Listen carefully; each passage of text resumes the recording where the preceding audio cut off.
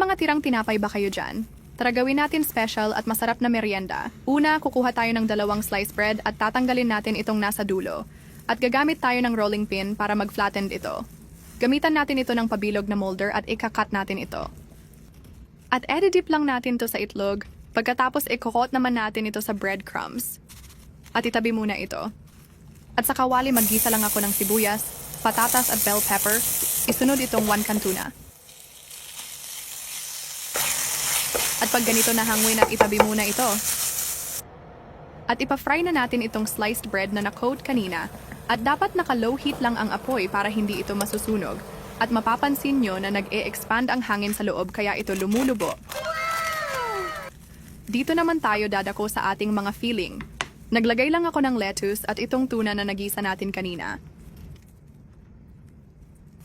Nilagyan ko lang ito ng mayonnaise at ketchup sa ibabaw para mas maganda tingnan. At panigurado hindi talaga kayo mapapahiya nito kapag ito ang ihanda sa mga bisita ninyo dahil napakasarap nito.